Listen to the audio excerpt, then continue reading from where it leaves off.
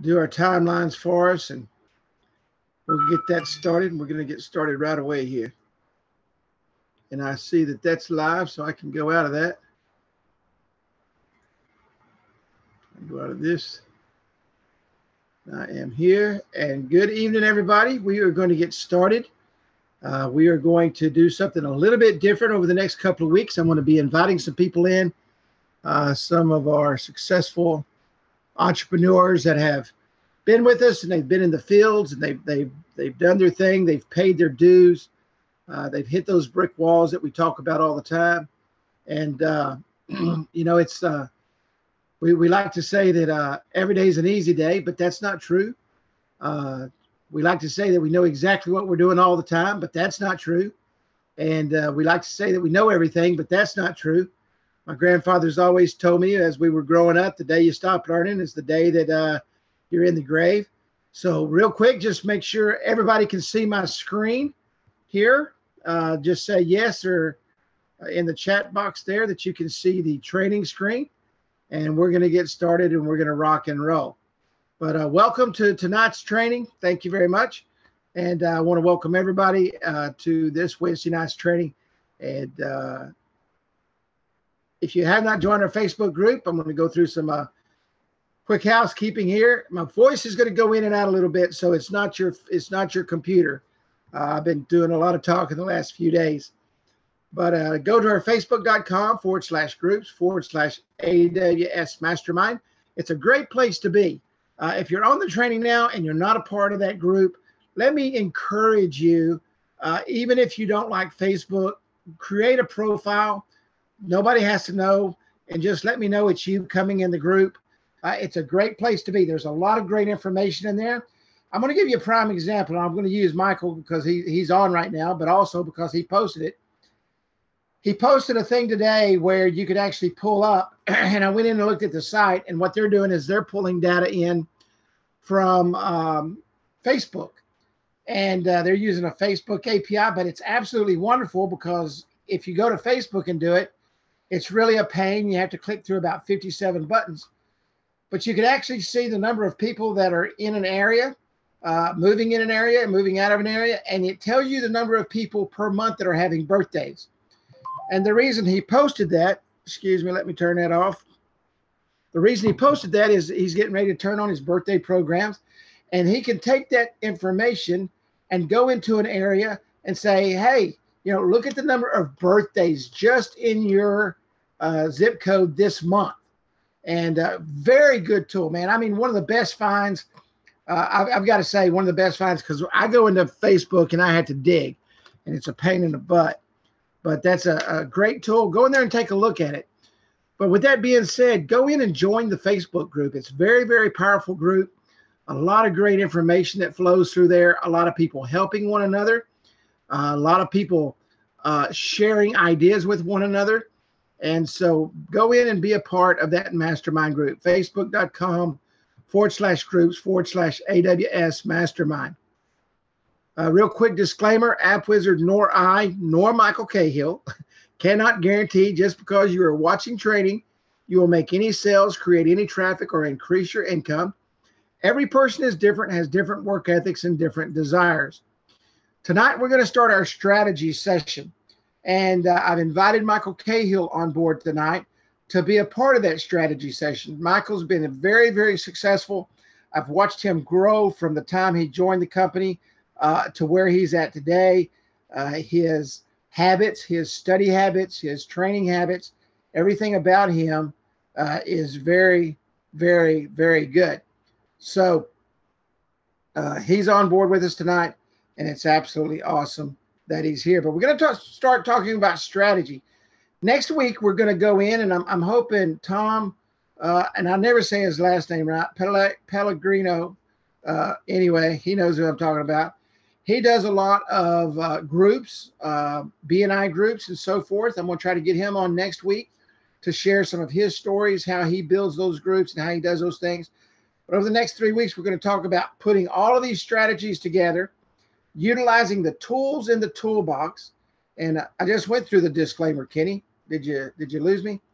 And we're going to, with all the tools in the toolbox, and everything is going to all come together here in about 3 weeks.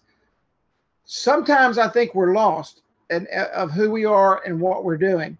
And sometimes I don't think we know who we are. Mike Cahill, and it's with what I was thinking about today, what I was going to say to introduce Mike Cahill, and I could talk for the entire training introducing Mike Cahill. And I thought about his company name, so I wanted to put his company name up here on the screen, Visibil. Mike Cahill has made himself extremely visible since I've known him, being a part of Instant Appwizard since July the 20th of 2012. He has not only taken his mobile marketing to a new height, but he's into SEO, lead generation, Wi-Fi, reputation management, you name it, he does it. Videos. There's not too much that he hasn't done, and he's done an exceptional job of it. I recommend. It's Visibil. Could somebody type this in the chat box for me? Visibil.co. It's .co, not .com. Visibil.co. Go take a look at his website. You will learn a lot from it. You will learn the things that he's done and where he's come from. I was looking here in his media. He does press releases and that kind of stuff. Somebody can't type. And it's amazing to watch his journey. And so tonight we're going to have him on board. And in tonight's training, I asked him if he would share with you defining your business and what your routine is for planning your day. It's absolutely amazing how many of us do not know what business we're in.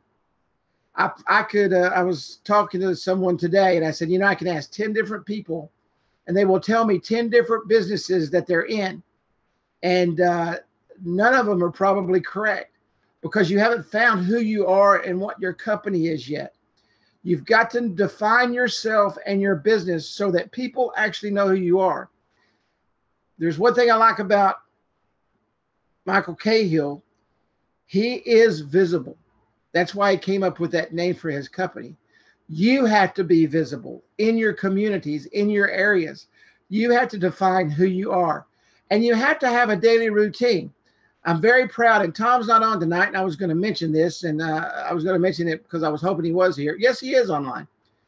Thomas Hattori out of Las Vegas, Nevada, started a mastermind group this past Saturday, and he's going to be holding them on Saturdays. He's using our system.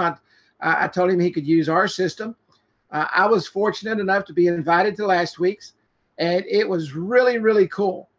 And Tom was talking about, what he was weak in. And one of the things is getting off his butt and getting out there and having a routine. And this week, Tom has had an amazing week. He's making sales. He's out in the area. He's making himself visible. He's put a plan together, and his sales are increasing already. So, Thomas, I just want to tell you that I'm very proud of you. I'm proud of you for starting that mastermind group, and for the guys that are a part of that. And ladies, if you want to be a part of it, you can be there too. Tom was fishing this past weekend, but he was still on the mastermind group. But be a part of something. Start your own mastermind group. Get 4 or 5 of you together and mastermind together. But with all of that said, I'm going to ask Michael Cahill, and I'm going to unmute him here. I'm going to ask Michael Cahill if he would to come on board. And we're not going to go through a bunch of screens tonight. And first off, Michael, how you doing, buddy? I'm doing awesome. Awesome, man. You're always awesome. I've never asked you that. He never says I'm having a terrible day. And but Michael, if you would tell us about yourself, about who you are. I know you were in the Navy and you worked with some big box stores. Tell us where you were and bring us up to where you are today, defining your business, defining who you are in the marketplace, and take as much time. You are on tonight, buddy. So anything that you'd like to share that's not proprietary, please let us know. Okay. And one of the things that I will do, because I could talk for the whole hour without stopping, is I will pause periodically and let you jump in and maybe ask a question that comes out of something that I say, so that it's a little more of an interview format. And obviously people may be typing in questions into the chat, which I am not watching tonight. And so something may come up in there. Excuse me. Brief bio. I was born and raised in Texas. I told somebody today that I was talking to, in fact, I was talking to Jack Malaspina, and I said, if you cut me open, my heart is shaped like the state of Texas, because if you spend your first 12 years there, it's never coming out. Moved to Atlanta when I was 12. My dad took a job with JCPenney to open up their catalog center here, and he actually worked in that building for 30 years after that. When I got out of high school, I didn't know what I was going to do, but both my parents had been in the Navy. And as I looked around, I said, I don't know what I want to do when I grow up, so let me go see the world and get paid to do it while I'm figuring out what I want to do. So I signed up and did a 6-year enlistment. And the reason I did that was the first 2 years were school. And that technical training was the foundation for everything that I still do today. Now, I wasn't very wise at the time, but I was wise enough to know I didn't know what I wanted to do, and that would be a path to at least give me some time to figure it out. And had a great time in the Navy. Wasn't the most squared away sailor. Even to this day, I am a boundary pusher, and I certainly did that while I was in the Navy. When I got out of the Navy, I went to work for a tech firm, and they actually offered me one of 3 cities. They said, where do you want to go? You can pick 3. And I had family in Atlanta. I had gotten married, and my wife was from Tennessee. So my 3 choices were Atlanta, Dallas, and Houston. I was born just north of Dallas, and I lived in Houston for 5 years. But Atlanta was really the best choice for us because it was closest to my in-laws and the rest of the family. So I worked for that company for 20 years. The first 7 were hands-on technical. The last 13 were management.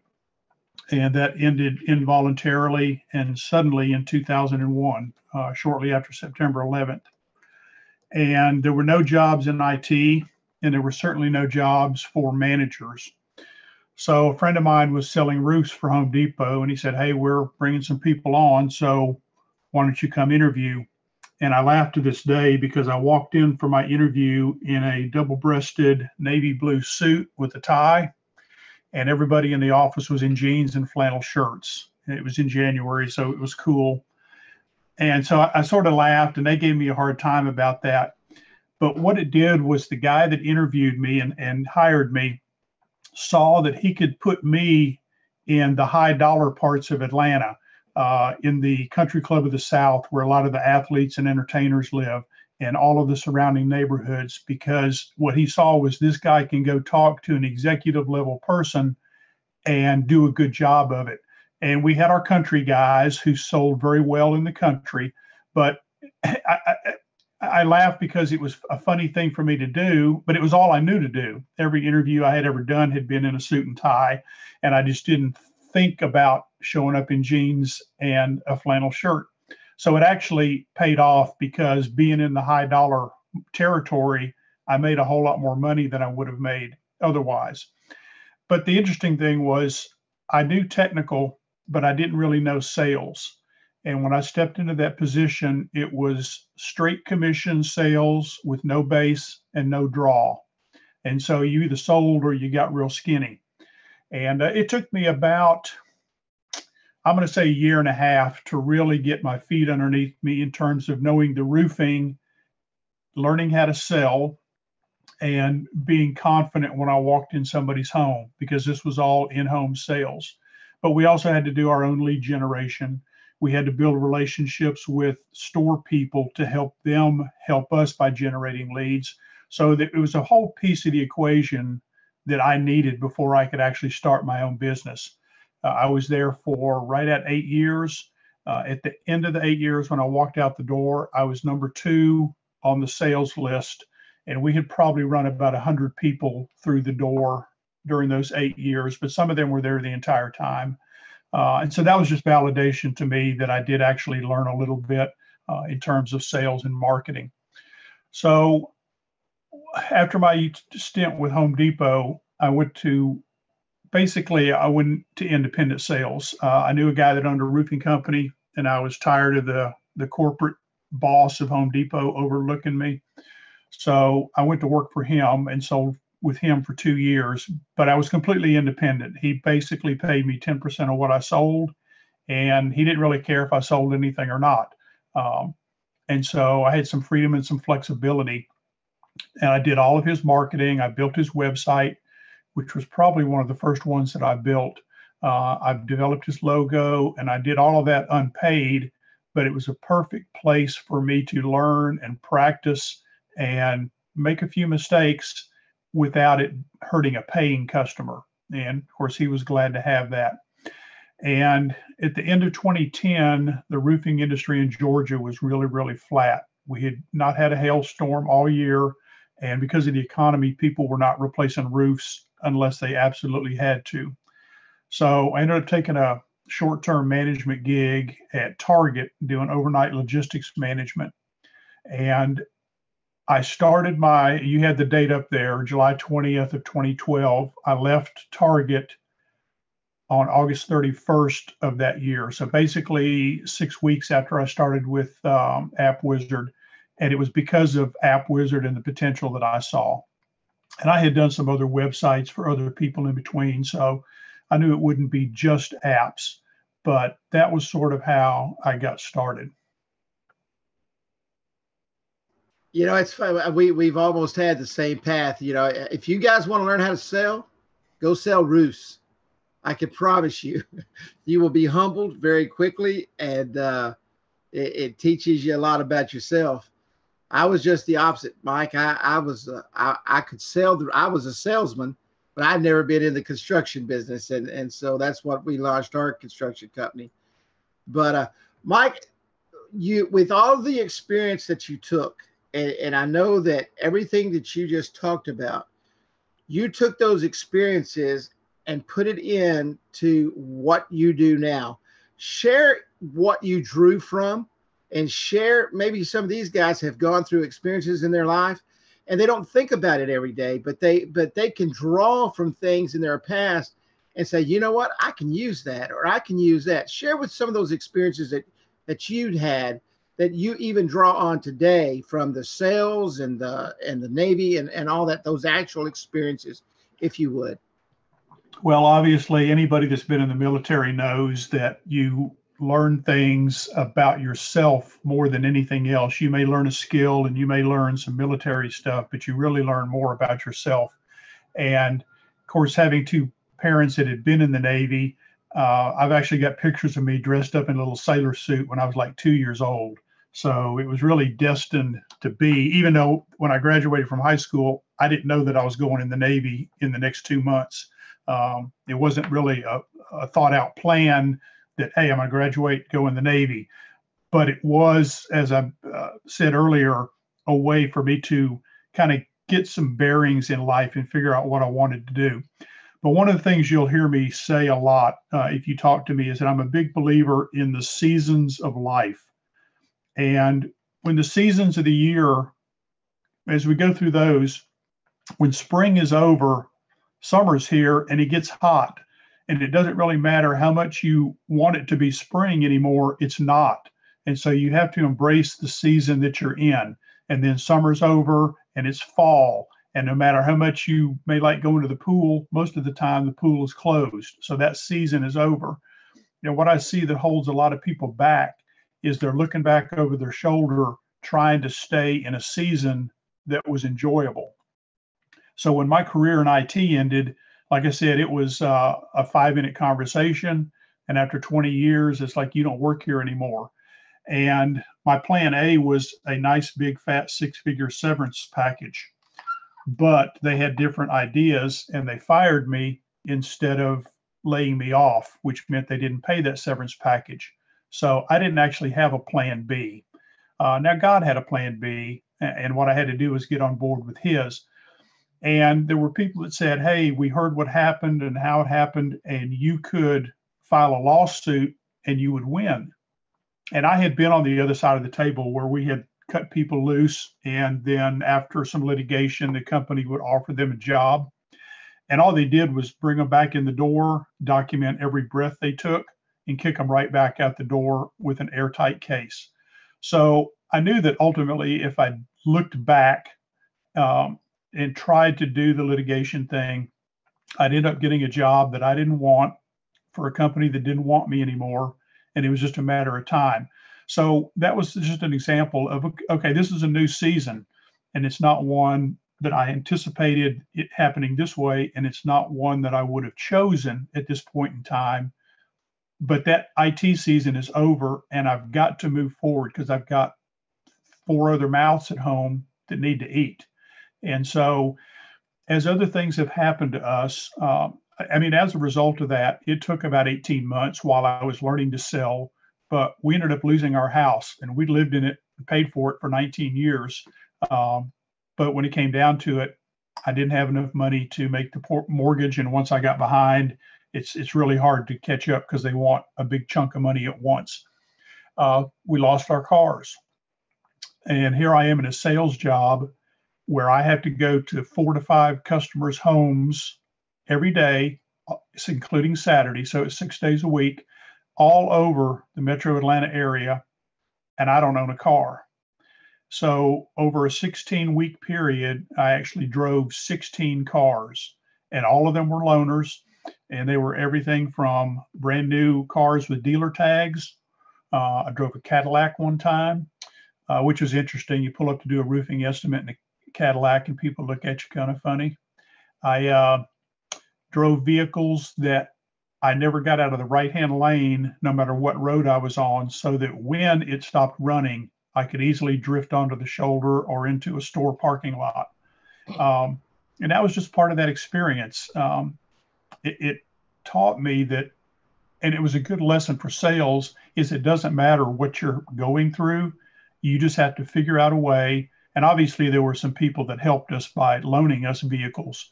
But the very first one, somebody called and said, "Hey, God put you on my heart. Do you need a vehicle?" And they knew nothing about what was going on. So I knew that the Lord had done that. And I said, "Well, actually, I do." So they brought the car over. I drove it that first day, and they called me at the end of the first day and said, "God told us we need to get that vehicle back from you." And I'm thinking, God, what are you doing? You just provided, and now you're taking it back. What am I going to do tomorrow? Somebody else called and said, "God put you on my heart. Is there anything you need?" Well, I learned real quick to tell people what you need. I said, "Yes, I need some transportation." So they loaned us a car. And again, over 16 weeks, it was 16 cars. And what God was showing me at the time was, just follow me and I'll take care of you. It may not be pretty. It may not be easy, but I've got you. And that's easy to believe when you're making the 6-figure salary and the company's paying for your cell phone. They provide a laptop and they pay your mileage and all the perks and the bennies that come with an executive management position. But you really have to see what you believe when you don't have all those things. And of course, we had teenagers at home watching to see if we actually believed what we had been saying we believed. So I say all of that just to say that when the season changes, you move to the new season, but you take with you the lessons from the prior season and the season before that. I know I posted something in the group the other day where I was trying to remember somebody's name, and I went back to a notebook, and it only took me about 2 minutes to put my hands on that notebook and find that name that I was looking for. So my point here is, if you don't do much documentation, I'm not telling you you have to write big journals like I do, but make notes. Now with digital, it's very easy to do. Evernote is now my go-to because it's so easy to search for information. But as you're learning these lessons and picking up skills and meeting people, document it somewhere that you can get back to it, because all of those things will prove beneficial in the future. And we were just talking about that today. And thank you for sharing that story.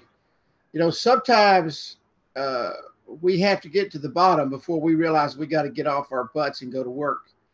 And that's just the way it is. And some of us are afraid to make that happen. So we make no plan. We have no destination. We sit in the house every day, and we've got all these great tools at our beckoning call that we can go out and make these sales, and we can build our business. But we're too busy feeling sorry for ourselves and saying, well, I just don't feel like going and doing it today. And somebody just posted there, and I don't mind sharing what you guys ask on the thing here. Somebody says, I mean no disrespect, but what is the objective of this webinar? The objective of this webinar is exactly this. Know who you are, know where you're going, know what your destination is, and know what your plan is. Because in business, if you don't know those things, you will absolutely fail, completely fail. And there's nothing that hurts any worse than having a dream, being determined to make that dream come true, and allowing all the outside influences, whether it be losing your house, losing your car, not having a way to get around. I'm going to tell you something. If you live close enough to town and you don't have a car, you can go sell mobile web apps. You can go sell texting platforms. You can go sell kiosk systems. If there is a business that's within your reach that you can talk to, you can get on the phone, sit there and make phone calls and set you up about 15 appointments, catch a bus to the area that you're talking to, and go out and make it happen. But Ron, that's the purpose of today, is laying the foundation for setting up your future, building your business. We have some very successful people in Appwizard Studio, but we have a lot of people that are trying to find which direction to go. And as I said in the beginning, and Mike Cahill actually posted this in the group the other day, what business are you in? Do you know that? And so this is one of those strategy meeting sessions that you will either get something out of, or you're already successful and you're not going to get anything out of it. And maybe you might pick up one of those golden nuggets. But that was an amazing story. And I'm so thankful you just said that story, because I hear so many times people complain, says, you know what, I would go out, but there is no buts in business. When you go digging in a trash can, and I'll never forget the first time I watched a guy reach down into a trash can and pull a hamburger out that had been soaked by the Coca-Cola that was inside the sack. And the hamburger literally dripped through his hand as he ate that hamburger. And I told myself right then, I will never be in that place. I will do whatever I have to do. And obviously, Michael, you did exactly what you had to do, and you made it happen. You absolutely made it happen. Now, what defines you? When you started Visibil, and I love the name Visibil. I've told you that a million times. When you said, okay, I have found myself, I have found my company. What made you define your business, and what defines your business with what you're doing right now? It's kind of interesting because I didn't start out with the name Visibil. Actually, the year before I ran into Appwizard, I got an infection in a toe, and the doctor basically said, you can take the toe now or the foot later because the infection has gotten into the bone. And I said, well, that toe is attached to me, but I'm not attached to it. But I would like to keep my foot. So while I was hobbling around on crutches for 5 weeks, I had been on a webinar, and they illustrated how you could look up sites that were not mobile friendly. Now, this was in October, November of 2011. And they were primarily talking about on Apple devices because Apple didn't do Flash. So I drove over to my brother's house, who was all Mac, and I sat at his dining room table with an iPad, and I'll have to find that sheet of paper, but I probably wrote down over 200 websites that I found that were not mobile friendly using the little technique. And I think it's the site : search term, and then you searched on Flash or something like that. So that was the start of me thinking mobile. I saw an opportunity there. So I continued to research that. And again, in July of next year, I came across IAW. And so my first business name was Get Mobile Visibility. And it was such a long, difficult name. I couldn't even spell it right when I was writing an email, like, email Michael at Get Mobile Visibility. I would finger check and just mess it up. And I thought, if I'm having this much trouble, I know other people are going to. But that's how it started out. And I added other services to the mix as time went on. And so this was probably about into 2013, maybe. I said, what do I really do now? It's more than just mobile. What I actually do is I help businesses and independent professionals become visible online. And if you go search on the word visible spelled the normal way, there's a lot of competition for that. And so I have an affinity for good branding. I'm not that I'm good at it, but I recognize it when I see it. And so I started playing around with the word visibility. And I said, if I just drop these characters off the front, drop these off the back, let me go look at Visibil. Now, Visibil.com is available for sale, but they want $2,400 for it. And I may buy it someday, but I haven't bought it to this day. So that's why I got the CO. But I also got the .net, the .org, the .xyz, the .info, the .us. So that's one of the first things that I'll recommend is when you decide on your domain name, and I'm going to recommend that even if you have a long one today and you have a lot of branding around that, I would highly recommend that you consider shortening it, even if you had to come up with a completely new one, because you want it easy for people to recognize when they see it. You want it to be easy for them to type. I shared some images earlier where you could go in and put in a phrase and it would put that phrase. I know, Kerry, you did the airliner and there was graffiti and all these different effects that you could do your business name with. But if it's a long name, it would not fit on any of those graphics and it wouldn't look right. So there's just so many things you can do with a short name that you can't do with a longer name. So I recently went back out and locked down the domain names that have a Z instead of an S in it. And I had I'll call it a disagreement with a cousin a couple of years ago. I was telling her about buying domain names and she said, well, what are you going to do with all those domain names? I said, I'm just going to sit on them. And she thought that I was committing a crime because it was unfair for me to buy a domain name and take it off of the market because somebody else might want to buy it. And I said, that's the point, Jennifer. I said, if there's a piece of corner property in your town and it's empty and you have a chance to buy it, you buy it, even if you're not going to do anything with it right now, if you don't have any plans, but you do take it off the market so that you have it when you want it.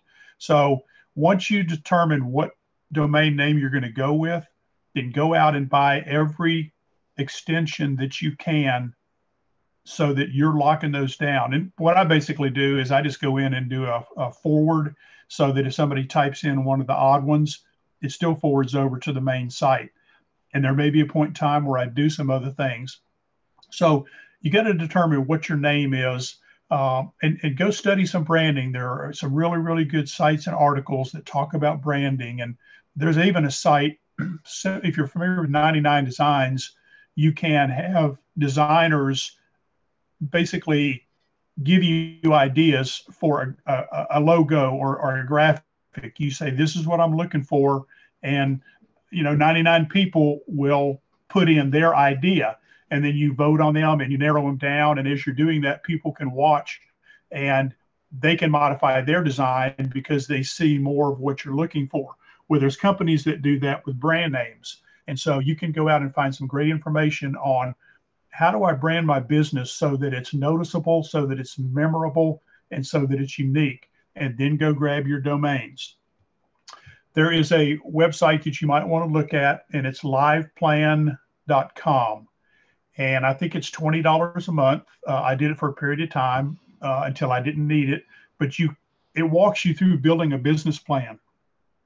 So as you're looking at your business, there's some questions I'm going to give you that you want to ask, but using a plan like our tool like that will help you build a business plan so that you know what percentage is going to be mobile, what percentage is going to be video, How are you going to integrate texting? It just helps you put things, I'll call it on paper, even though it's digital.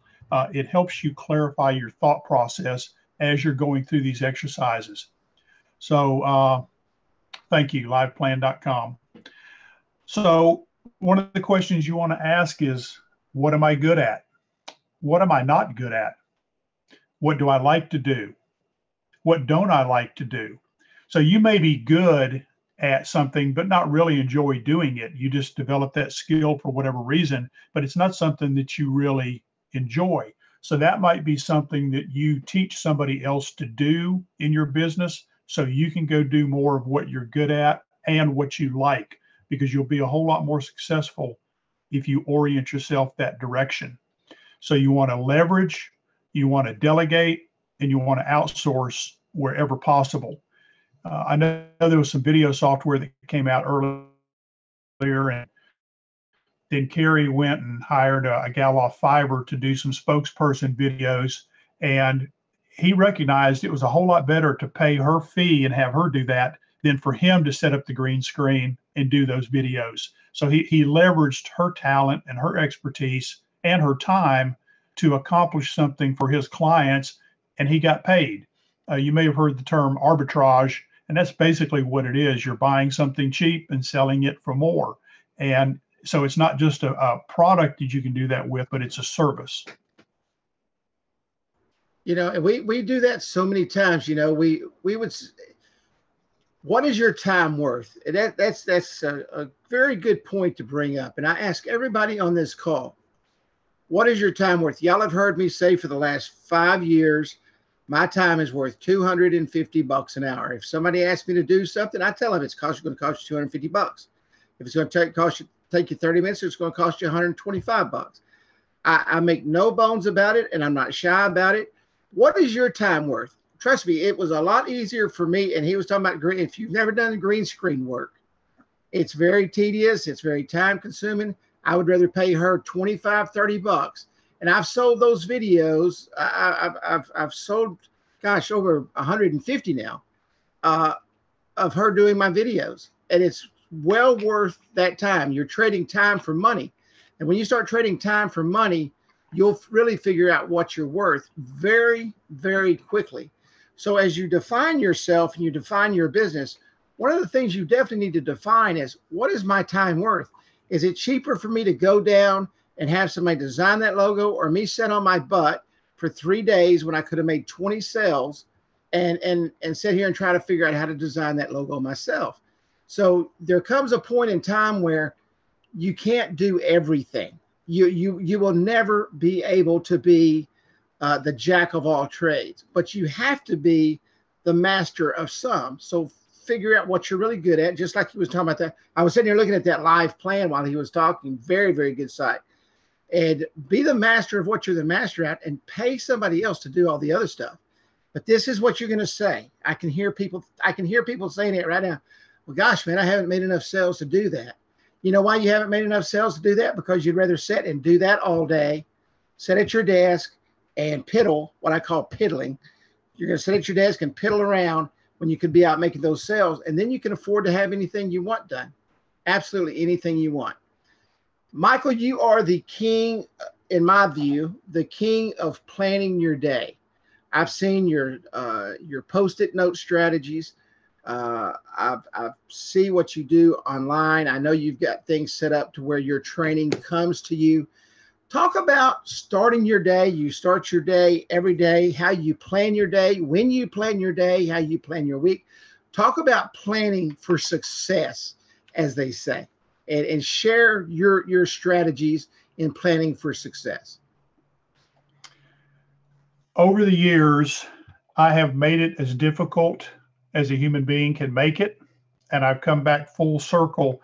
When I got out of the Navy, I went to work for Storage Tech, a computer company based out of Denver, and I knew technology, but I didn't know anything about corporate IT. I didn't know anything about really taking care of customers and those types of things. So I had to learn them. But within 5 years, I was running the Equifax account here in Atlanta, which was our biggest, most prestigious account. And I had started out with a yellow legal pad, and each day I would just write down the things that I had to do, and I'd scratch through them. And when the list got cumbersome, then I would stop and I would rewrite. And then I went to the digital, well, I went to a day timer. One of the guys that I worked with was really good with the day timer, so I had him teach me his tricks. And for years and years, I didn't go anywhere without my day timer. And it was the mid-size one, so it didn't fit my pocket, but it wasn't the full notebook size. It was that half size. But if I went to the grocery store, it went with me. And as I moved into management, I just had to have that information handy. And so that's why I did that. But then the digital version came out. So then I converted to digital. And even today, I will still look at new tools, but I primarily use two things now because it keeps it simple and it allows me to manage everything very quickly and easily. And one of them is my Google Calendar. And I actually did a screenshot, Kerry, but I forgot to send it to you. I was going to let you put that up just so we could look at my calendar and how I block out time for specific things. So I literally even put my sleep time in my calendar. Now, I don't always stick to it because I'm a night owl, and I think it has me going to bed at 11 o'clock, and I do some of my best work after midnight. But at least I have it in there, and it keeps me somewhat on track. But when I get up, I have something blocked in the calendar at 6 a.m. I've got something at 6:30. And whether I stick to it, I never stick to it 100% perfectly. But what it does, it gives me a guide. It gives me a couple lines to try to stay within. And when I started doing that, particularly for the work day, it allowed me to accomplish a lot more because I could look up at the calendar and see this is actually the lead generation block, which is the first thing that I have in my calendar. It starts at 8:30 in the morning and runs till 10:30. And it used to be I would check email, I would look at a website, I might go tweak an app, and all of a sudden I'd look up and it'd be 12 o'clock and I had not done any lead generation. And that's why a lot of people struggle in business because they don't have enough in their pipeline to keep them busy. And they will actually hover over the people that are in the pipeline because they're so desperate to close that deal. But if you've got enough people in the pipeline, then you don't have to do that. And there's a little bit of pressure taken off of you. So from 8:30 to 10:30 is lead gen time. Now, a perfect example of how that doesn't work is I have a client who has a security business, and he also has a nonprofit called Care for Cops. And what they do is they collect donations, and then when a law enforcement officer is killed in the line of duty in Georgia, within 24 hours, they put money in the hands of the family to help with funeral expenses or whatever else they need. Well, his biggest fundraiser is a golf tournament, which is in September, early September. And he had not gotten me all of the graphics and everything that needed to go up on the website. So those came to me late yesterday. And so I actually took some of my lead generation time and got his website updated, but that was really a higher priority. And I just shifted the lead generation time to later in the day. But because I've got that block on the calendar, it's very easy with Google Calendar just to drag that block to the new time frame, and then it's still there. Then I do study in the middle of the day, which used to also eat up some mornings because I love to learn, and I'd start down the rabbit trail of reading articles and linking to the next one. So now I've got study in the middle, and then I do fulfillment in the afternoon.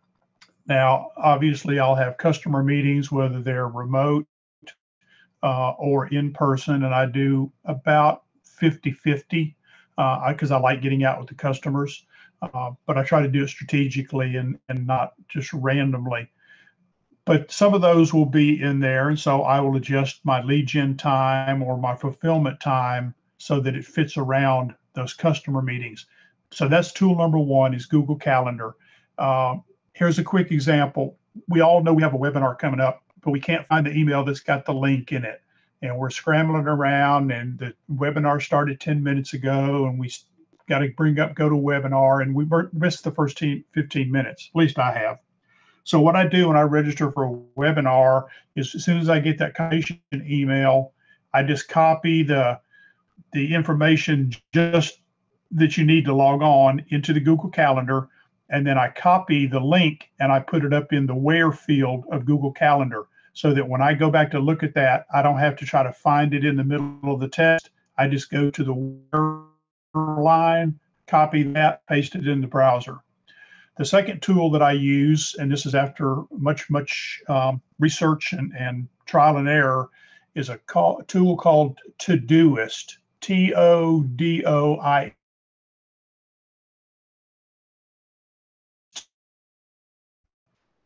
And it's very similar to the legal EM. So you can, if you want to look at tasks for a certain client, you can just click on that tag and that's all you'll see. You can pick today, you can pick tomorrow, you can pick a day of the week and have a predefined tag for that, so that you can tag an entry with 15 things if you want to, but you can go basically drill down just to the specific one that you want. And I have some CRMs that I use periodically, but I always end up going back to Todoist because it is very easy for me to keep up with things, very easy to knock them off when they're completed. And it syncs between my iPad, my phone, which is Android, and all my computers. So I can get to it from anywhere. And I think the simplicity of it is what makes it so effective for me. And then the third tool is I use Evernote for capturing everything else, just, notes, phone numbers, email addresses. I keep a log for each client in there. So when I go do something for a client, it goes into that log. And if there's ever a question about, well, what are we actually paying you for? I can pull up that Evernote log for that client. I can cut and paste the log portion of it and send that to them in an email. And, this is everything I've done for you for the last 30 days or the last 60 days or the last quarter. And it stops the questions immediately because they see that there is a lot of stuff going on behind the scenes. Oops, sorry about that. Do you normally make your plan the week before? Do you make it on a Friday? When do you normally set your plan for the following week? I sit down on Sunday evening. It's harder during football season because I don't watch every game, but my team, which is based there in Texas, tends to play on Sunday night a lot. But I can do it with the laptop sitting in my lap, but I prefer to do it at my desk where I don't have distractions. So I sit down and I do it actually on a blank piece of paper first, because I can do a brain dump very, very fast. And there's just something about a blank piece of paper and a pen, your brain, at least my brain, things will come out that if I was sitting in front of the computer typing might not have come out as quickly. And so I start with that blank piece of paper. Once I've got that, here's what I need to accomplish this week. Now, a lot of my tasks, because of the technology, when I complete a task for today, if it's a repeating task for tomorrow, it automatically populates it tomorrow. But for the weekly planning, it's going to be for the things that are not a regularly scheduled event, and what are the priorities for this week. One of the things that I do is, how much cash do I want to produce and have in hand before the next Sunday night? And so that's actually in my Evernote daily log. It sits right at the very top. So I know what's my theme of the week, my theme of the month, and what do I want to produce income wise.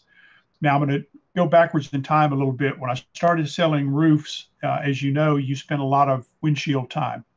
And so at one point in time, I even covered all of North Georgia. And so I would drive all the way up, sometimes into North Carolina or into Tennessee to do a roof estimate. And I started listening to Dave Ramsey. And Dave has a phrase that if you've ever listened to him, you've heard him say, and it's leave the cave, kill something, and drag it home. And because I was evolving into an entrepreneur, I just really latched onto that phrase. And it's exciting to get up in the morning and know that you can just go create some income out of thin air just by picking up the phone, by having a conversation. Today I ran to QT to get some lunch for my wife, and these two guys are going in front of me with the stump grinding company. They'd gotten out of their truck, which I had seen. They had on their stump grinding shirts. And so as they were coming in, I just asked them, how their day was. And we started a conversation. I said, how's business? And he said, it's going really well. I said, you staying busy? He said, pretty busy. So before we left, I had their business card, and they were not the owners, but I got the owner's business card and I got the guy's name that I was talking to. I came home, did a quick search just to see what their online presence was, and I immediately found a problem.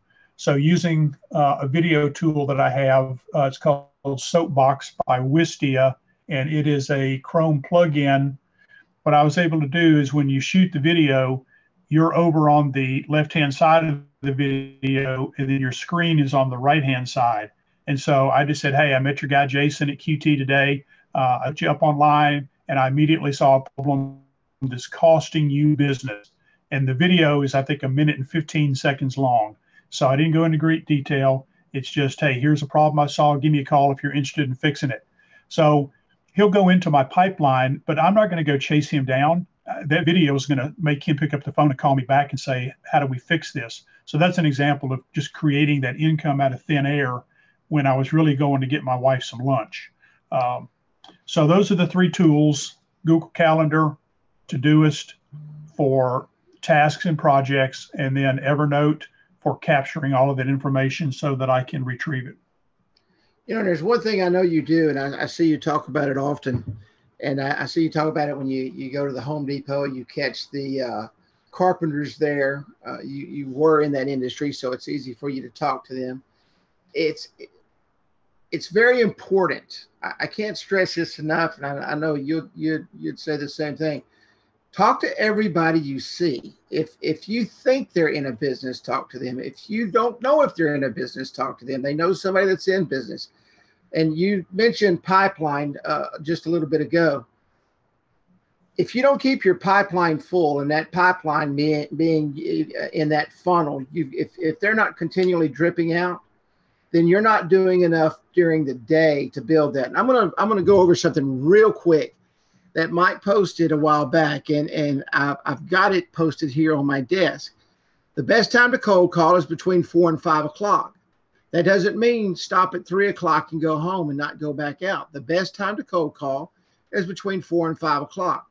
The second best time is 8 to 10. So you got to get off your butt. You got to get out there and make some cold calls, then go back to the house and catch up on the things that you're going to get. But on the way home, stop and talk to some people and set some appointments for that 4 to 5 period. The worst times are 11 and 2. Why? Because people are at lunchtime. And that's from Inside Sales Kellogg School of Business. And the Kellogg School of Business is very prestigious. Thursday is the best day to prospect. Wednesday is the second best day. Tuesday is the worst day. So what's a good thing to do on Tuesday? Go out and see your current clients and get referrals. Every single client, if you've got a happy client, they're going to give you referrals. And it says right here that sales in this Inside Sales says that Tuesday's the worst day. So plug those times up with productive things. In 2007, it took an average of 3.68 cold call attempts to reach a prospect. Today, it takes 8. And I can tell you, ours is 6 to 8. That's a guarantee, 6 to 8 attempts to get that deal. We don't close every single deal on the first try. I know I would love that, but I can tell you we close 70% of all of our referrals on the first try. 80% of sales require 5 follow-up calls after the meeting. Every single deal that is lost is because there is no follow-up, and you allow that person to sit in that funnel and drown, and you never talk to them again. 44%, well, it says it right here, 44% of salespeople give up after 1 follow-up. After a presentation, 63% of attendees remember stories, 5% remember statistics. 70% of people make purchasing decisions to solve problems. Those businesses today have serious, serious problems. Reputation, no customers returning after the first visit. That's what we're there for, is to help them with that. Each year, you will lose 14% of your customers. So you can never stop. You've always got to continue on. Prospects that buy have 58% more objections than prospects who don't. Learn to appreciate objections. I love objections. I love when people give me objections. That is my life. being a Navy recruiter, my life was objection handling. And the number one reason a customer buys from you isn't service, selection, quality, or price. It's your confidence. And that goes back, and we just came back full circle. Do you know what business you're in? And the only reason you don't have confidence is when you walk into that business, you don't know who you are. And I don't mean as a person, but I'm saying you don't know what business you're in. You don't know what to walk in and talk to them about.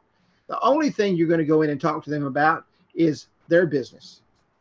That you're the consultant, that you're the professional, and that you know how to, just as he pointed out, he found a problem with someone's website, took 15 minutes and built them a video, emailed it to him, said, hey, you got a problem. Trust me. If somebody sent that to me, I would call, because I don't want problems. I want solutions.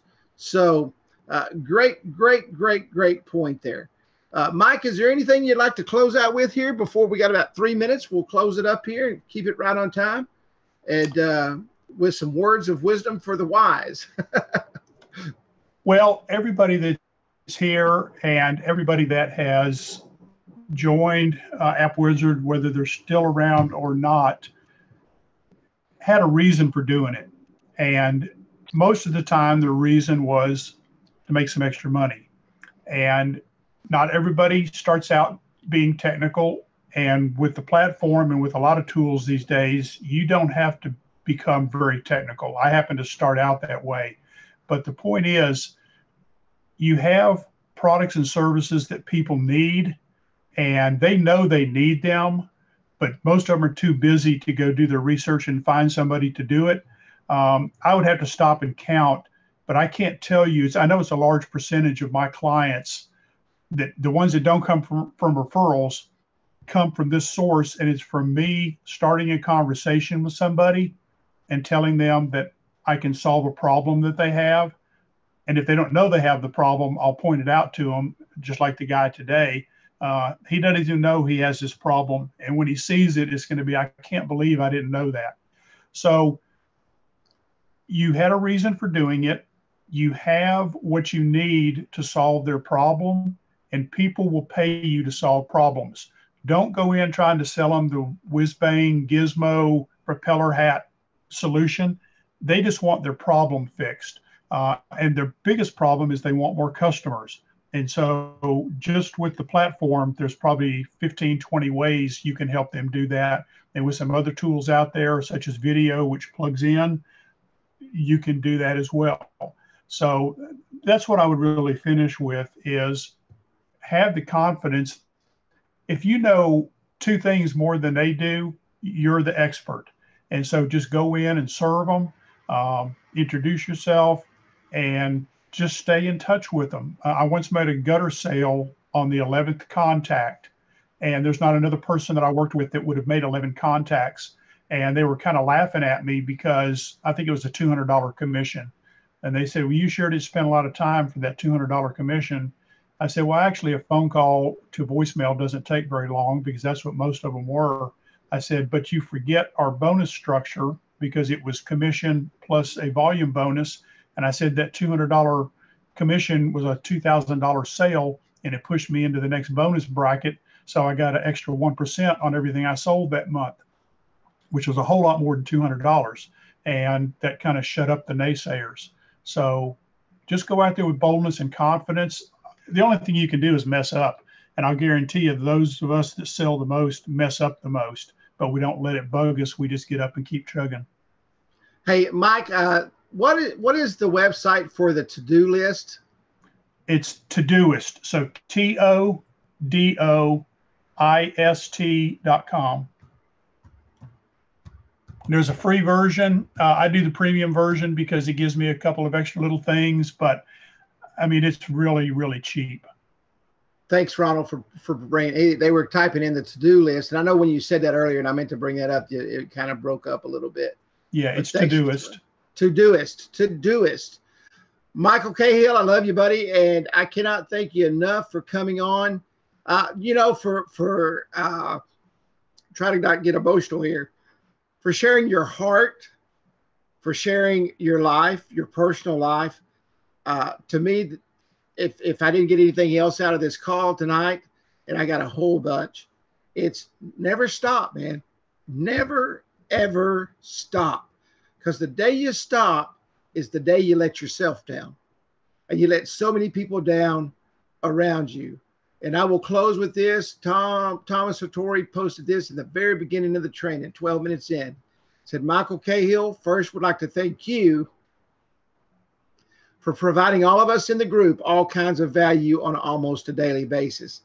And if you're not a part of that group, Mike has a system set up for his training. He gets it emailed to him and texted to him and sent to him. And the training he puts in.